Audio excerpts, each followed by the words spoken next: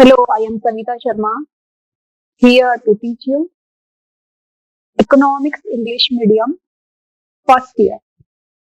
Now, I will teach you Unit 4 Production Analysis. Concept of production and factor of production, meaning of production. First, we learn meaning of production. What is production? Production is very important economic activity in common words. The term production is used for the creation of a good or an activity of making some material, growing of wheat or paddy crop by farmers, and manufacturing of clothes or radio sets, etc. The industrial sector are often referred to as production in economics. The word production indicates the process of the transformation of input into output. The inputs are what a firm buys and output is what the firm sells. Production is defined as the creation of utility of goods and services to satisfy the wants of the consumer. It means production क्या है? किसी any goods और services में क्या creation करना, utility creation करना production कहलाता है। इनपुट से इनपुट्स को आउटपुट में कन्वर्ट करना प्रोडक्शन कहलाता है। इनपुट क्या है? मीन्स ऑफ प्रोडक्शन, उत्पादन के साधन, मीन्स ऑफ प्रोडक्शन। इसको हम किस में कन्वर्ट करते हैं? आउटपुट में। तो यह प्रोडक्शन कहलाता है और यह इकोनॉमिक्स की एक मोस्ट इंपॉर्टेंट एक्टिविटी है। Factors of production. There are 4 factors of production and these are land, labor, capital and organization. The total production in a country depends upon the quantity and the quality of the factors of production. The features of these factors of production are presented in the following paragraph. Okay, so there are 4 types of factors of production में उत्पादन के साधन 4 प्रकार के होते हैं। They are land, capital, labour and interest. Land, labour, capital and organisation. So first we learn about land. The term land does not mean soil or earth's surface alone, but refers to all the free gifts of nature, which include the natural resources such as forest, water, air, climate, mineral, fuel, etc. It means on the surface of earth, under the surface of earth, and above the surface of earth, which are given by nature, is called land. भूमि या land हमें प्रकृति की निःशुल्क then है। ये हमको free of cost मिलता है और ये केवल लैंड का सरफेस ही भूमि नहीं है। लैंड के सरफेस के नीचे, लैंड के सरफेस पे और लैंड के सरफेस के ऊपर जितना भी, जैसे एयर, आपने उदाहरण में देखा है, एयर जो सरफेस से ऊपर है, वाटर या लैंड, फर्टाइल लैंड ये सरफेस पे है, एंड मिनरल्स ये बिलो द surface है। These are called land. Characteristics of land. We may list the following characteristics of land as a factors production. First, the supply of land is limited. Its supply is fixed and perfectly inelastic from the point of view of the economy. तो first इसका features है land का कि इसकी जो supply है वो कैसी है? इनइलास्टिक। वो तो 1 इंच भी हम उसको बढ़ा नहीं सकते हैं और घटा भी नहीं सकते हैं। Land is immovable. Land can not be shifted from one place to another place. And second feature is हम लैंड को इमूवेबल है, ये मूव नहीं होती, एक जगह से दूसरी जगह पर ये आ जा नहीं सकती है। Land has some original land has some original indestructible power. तो लैंड में कुछ अविनाशी शक्तियां होती है जो नेचर के थ्रू उसको मिलती है। वो शक्तियां लैंड में है, इसीलिए ये हमारे लिए लैंड बहुत प्रोडक्शन में उपयोगी है। Land provide infinite variation of degree of fertility. One piece of land may produce more and the other less. Land में जो फर्टिलिटी है वो कैसी है, हर लैंड के लिए डिफर है, वो हर भूमि के लिए उपजाऊपन अलग अलग होता है। इसीलिए एक जो फर्टाइल लैंड है उसमें प्रोडक्शन हाई लेवल पर होता है और दूसरे लैंड में इसकी तुलना में कम प्रोडक्शन होता है। Land can not produce anything by itself, it does not yield any result unless human efforts are employed. Land का एक और क्या फीचर है कि लैंड अपने आप में कुछ नहीं कर सकती जब तक कि इसको काम में नहीं लाया जा सकता। जब तक कि इसको मैन काम में नहीं लाएगा तब तक ये कुछ काम की हमारे लिए नहीं है, ये अपने आप में कुछ भी प्रोडक्शन नहीं कर सकती। Continuous use of land with the combination of other factors of production leads to the diminishing return. यदि हम कंटिन्यूअस लैंड को 1 by 1 unit again and again increase करते हुए यूटिलाइज करते गए तो क्या होगा, लॉ ऑफ डिमिनिशिंग रिटर्न्स, यानी घटते हुए दर पे हमको रिटर्न्स मिलेगा या प्रोडक्शन मिलेगा। ये यदि हम कंटिन्यू लैंड को यूज करते गए तब ये रिटर्न इम्प्लीमेंट होता है। सेकेंड है लेबर, लेबर यानी श्रमिक या श्रम। The term labour means mental और physical exertion directed to produce goods और services for getting income. Labour is an active factor of production. With the combination of labour only land and capital will be in use.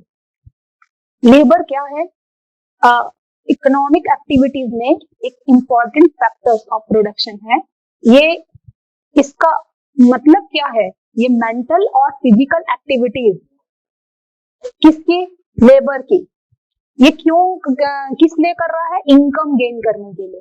यानी जो भी काम चाहे हम दिमाग से यूज करके करें या फिजिकली करें, वो उसका एम क्या है, अर्न करना, तब वो क्या कहलाता है, लेबर।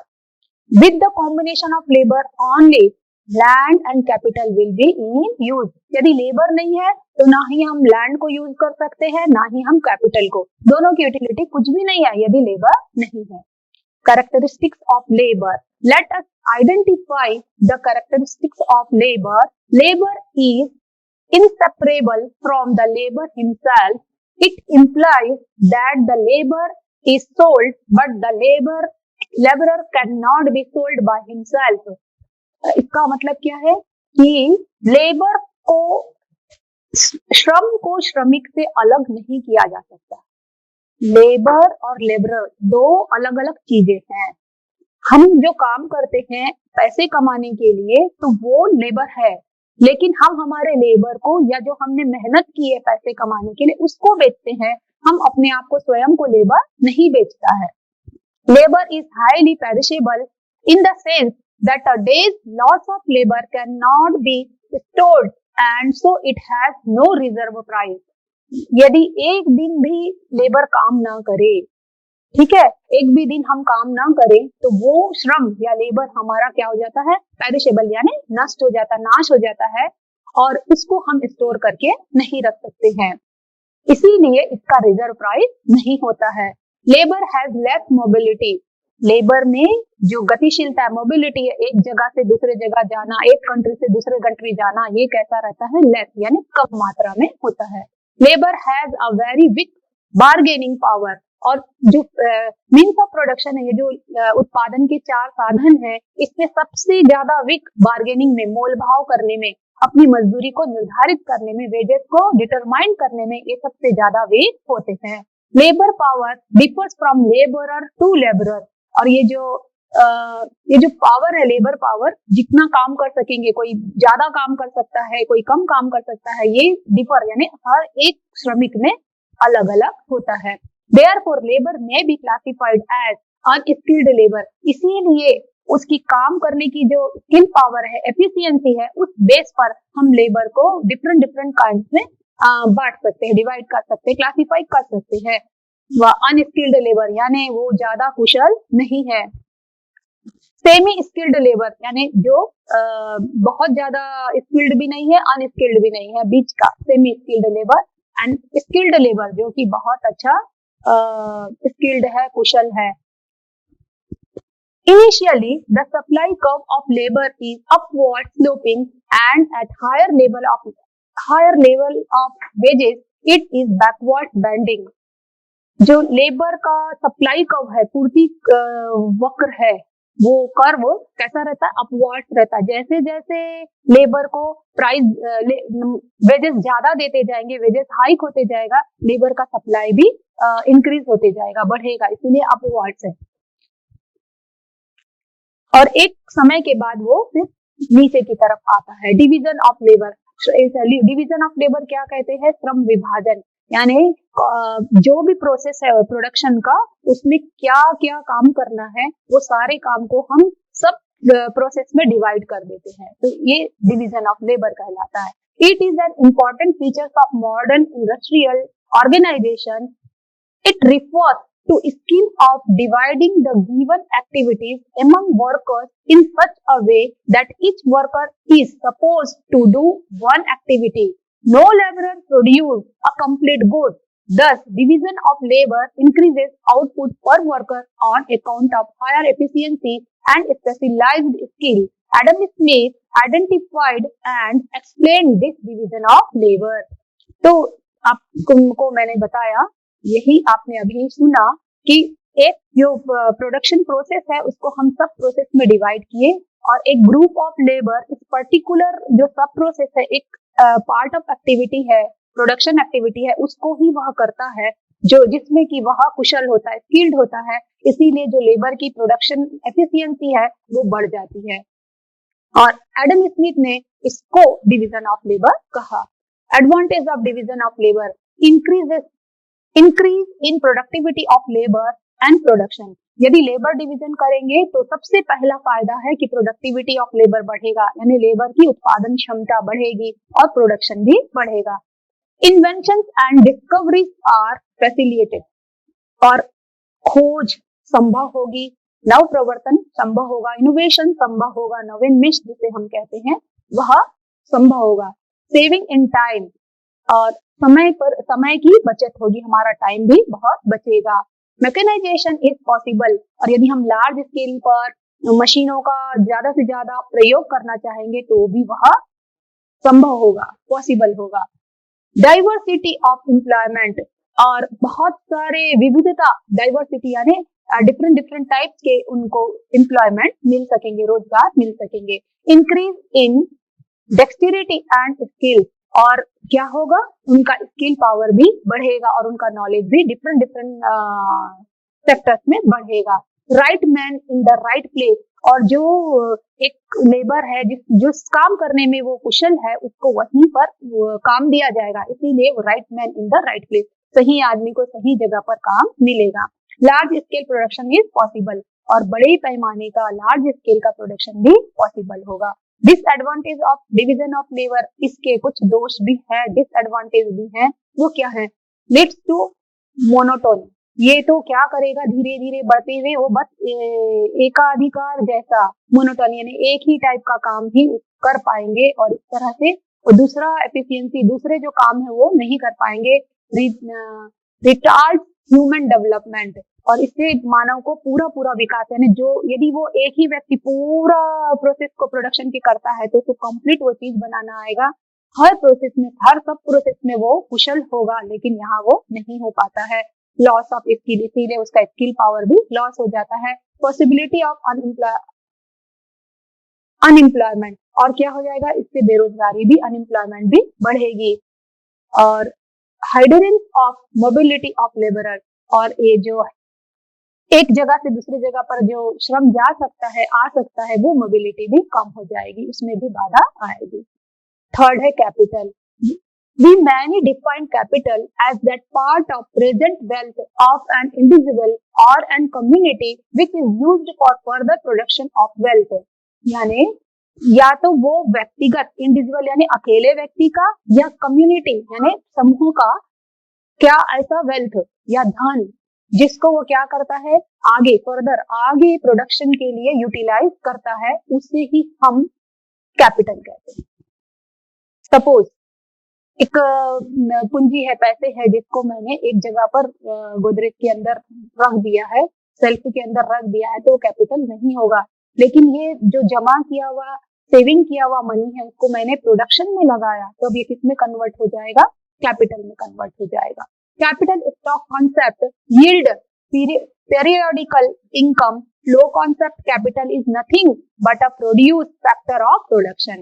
तो कैपिटल को हम कहाँ से लेते हैं, स्टॉक कॉन्सेप्ट, ये कॉन्सेप्ट में क्या समझेंगे कि पहले का धन को हम संचित किए हैं, और यील्ड पीरियोडिकल इनकम, ये फ्लो इनकम में जो प्रवाह होते जा रहा है के बाद हमको बिजनेस में हम काम में लाते हैं, तो capital is nothing but a produce factor of production, ये एक उत्पादन का साधन है।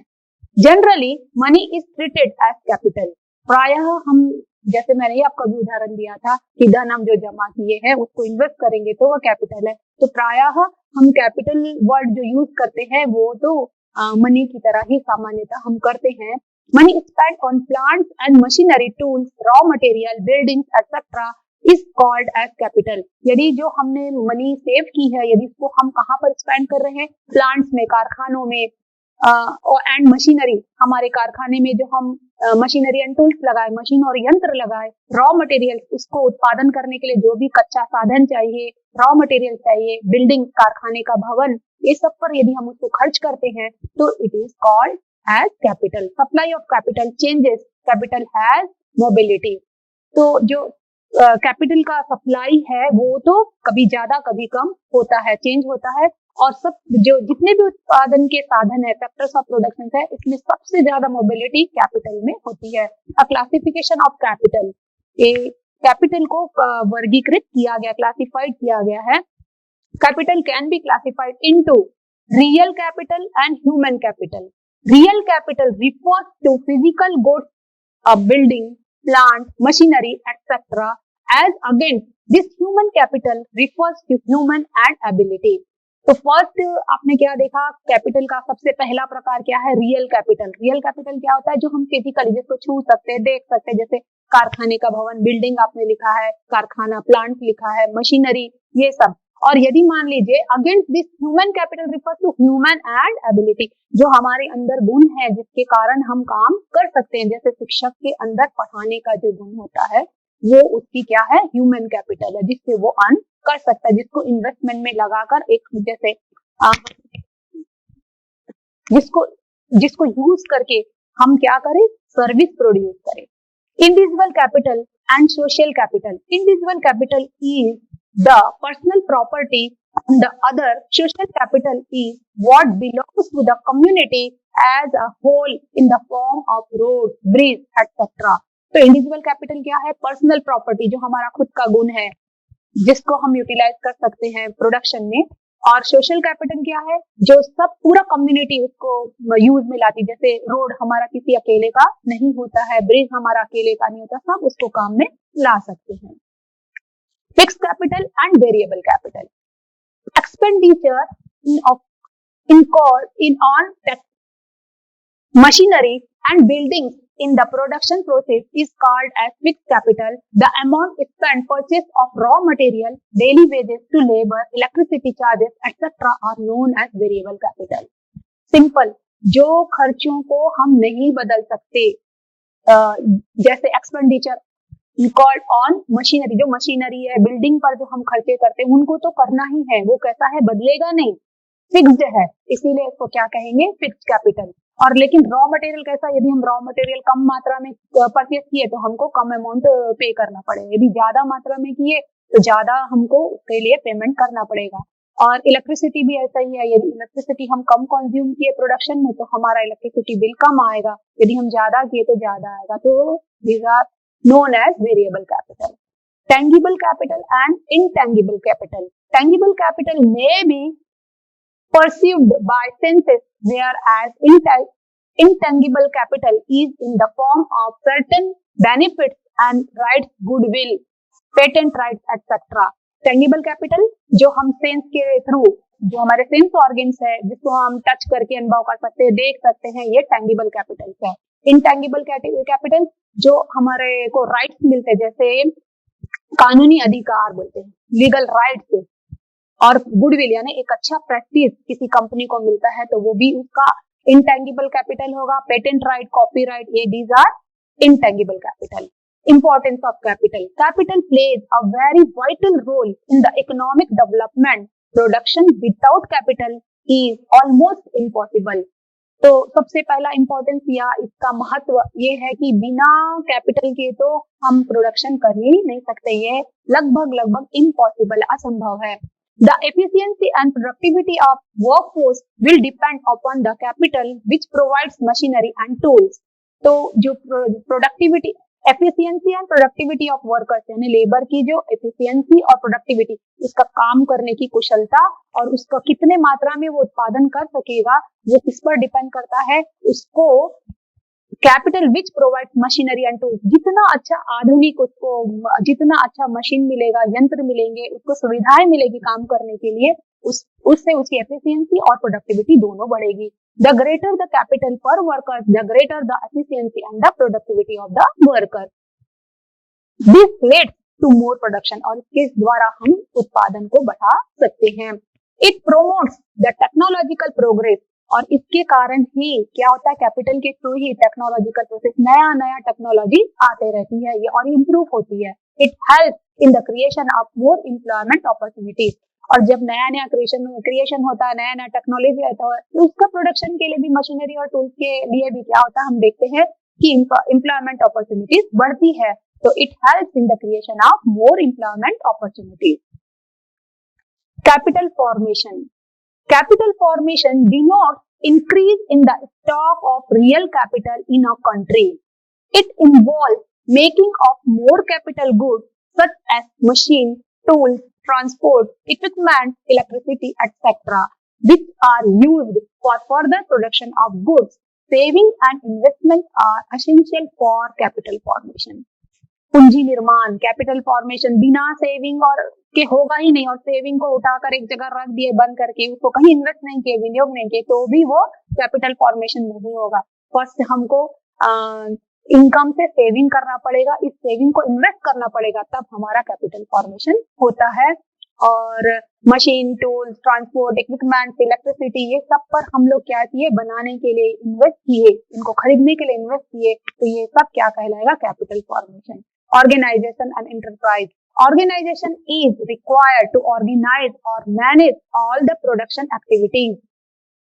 तो सबसे मुख्य साधन यानी उत्पादन के 4 साधन में यदि ऑर्गेनाइजेशन नहीं है, एंटरप्राइजेस नहीं है, एंटरप्रेन्योर नहीं है, तो क्या होगा, हम क्या देखेंगे कि वो उत्पादन होगा ही नहीं, संभव नहीं है. इसीलिए organisation is required to organise और manage all the production activities. जितनी भी उत्पादन की एक्टिविटीज हैं, क्रियाएं हैं, ये सबको ऑर्गेनाइज करने के लिए, ठीक से काम में लाने के लिए क्या चाहिए, organisation, organiser. Organizer is the person who will see the organization. जो ऑर्गेनाइजेशन करेगा उसको ऑर्गेनाइजर कहते हैं, जो संगठन करेगा उसको सहायक संगठन हम कहते हैं. There must be some factors to mobilize all other factors to combine them in all right proportion, to use right technology, to produce maximum output at the least cost and to bear the risk involved in it. तो organiser का क्या काम होता है, जितने भी उत्पादन के साधन है, फैक्टर्स ऑफ प्रोडक्शन है, उनको राइट प्रोपोर्शन में यानी सही अनुपात में, सही मात्रा में, सही कॉम्बिनेशन में उनको लगाना, और जो टेक्नोलॉजी यूज कर रहे हैं वो भी राइट यानी सही टेक्नोलॉजी को यूज करना, और मैक्सिमम प्रोडक्शन करना. किससे करना, maximum output at the least cost, यानी अपना जो कॉस्ट है, खर्चा है, उसको मिनिमाइज करना, एकदम मिनिमम लिस्ट यानी सब कम से कम खर्चे पर ज्यादा से ज्यादा उत्पादन करना, और जो रिस्क जोखिम होता है उसको भी कम करना. This factor is known as an organiser. He has also been called as entrepreneur. तो इसको हम साहसी या उद्योगपति भी कहते हैं. Technology. Expenditure on research and development R&D promotes technological development, technological advancement in production process. Not only improves production method, skill of laborers and entrepreneurs, but also it helps in optimum utilization of capital in business. तो technology जो हम लोग research and development यानी शोध के ऊपर नया खोज करते हैं, किसी भी चीज फील्ड में, हो सकता है एग्रीकल्चर, हो सकता है इंडस्ट्री, उसमें रिसर्च करते नया हमको क्या करना चाहिए, नया नया, और डेवलपमेंट यानी उसके विकास के लिए वो जो भी हम एक्सपेंडिचर इन पर करते R&D पर, वो टेक्नोलॉजिकल डेवलपमेंट होता है, वो को बढ़ाता है, टेक्नोलॉजिकल डेवलपमेंट को प्रमोट करता है, बढ़ाता है। Technological advancement in production process not only improve production method, ये केवल प्रोडक्शन मेथड को ही इम्प्रूव नहीं करेगा, उसमें सुधार नहीं रहेगा, बल्कि skill of labourers and entrepreneurs, but also it helps in optimum utilisation of capital in business. ये तो लेबरर की स्किल को बढ़ाएगा, साहसिक योग्यता को भी बढ़ाएगा, लेकिन सबसे ज्यादा फायदा किसमें करेगा, ऑप्टिमम यूटिलाइजेशन, यानी बेहतर, बेस्ट, आदर्श बोलते हैं इसको, ऑप्टिमम यूटिलाइजेशन यानी एकदम बेस्ट यूटिलाइजेशन, जो भी फैक्टर्स ऑफ प्रोडक्शन है उनको अच्छे से अच्छा काम में लाना, अच्छे से अच्छे तरीके से उसका विदोहन होना, यूटिलाइजेशन होना, ये बिजनेस में, ये किसके द्वारा संभव है, technology. Production function, production function it concerns with how the various inputs are combined in order to produce some amount of product by the producer. It shows the transformation of inputs into outputs at a particular time period.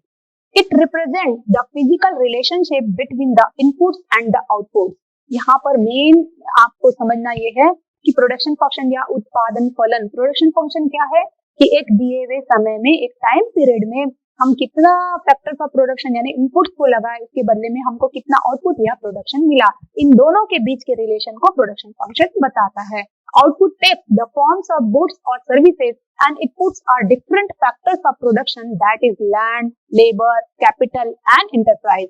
जो अभी आपने उत्पादन के 4 साधन पढ़े, वही 4 साधन land, भूमि, labour, श्रम, कैपिटल, पूंजी एंड एंटरप्राइज यानी साहसी या संगठन, ये मिलकर कितना उत्पादन किए, यानी उत्पादन और ये उत्पादन के साधनों का बीच का क्या रिलेशन है, यही प्रोडक्शन फंक्शन बताता है। J.G. Stigler, according to J.G. Stigler, the production function is the name given to the relationship between rates of inputs of productive services and the rates of outputs of product. The production function can be expressed mathematically as follows. आप production function को आप गणितीय सूत्र के द्वारा, mathematical फॉर्मूले के रूप में आप लिख।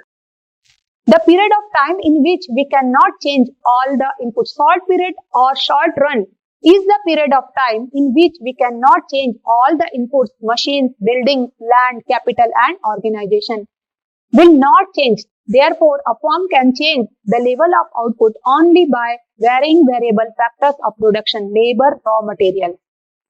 तो यदि हमको शॉर्ट रन में प्रोडक्शन को बढ़ाना है तो हम लोग फिक्स वेरिएबल को तो कुछ भी नहीं कर सकेंगे, परिवर्तन नहीं कर सकेंगे, चेंजेस नहीं ला सकेंगे, केवल किसमें कर सकेंगे, वेरिएबल फैक्टर्स में। इट मींस शॉर्ट रन में जो फैक्टर्स हैं वो 2 टाइप के दिखाई देते हैं, कुछ जिनको हम नहीं बदल सकते हैं फिक्स फैक्टर, और कुछ जिनको हम बदल सकते हैं वो वेरिएबल फैक्टर्स हैं, परिवर्तनशील साधन हैं, जैसे लेबर और रॉ मटेरियल।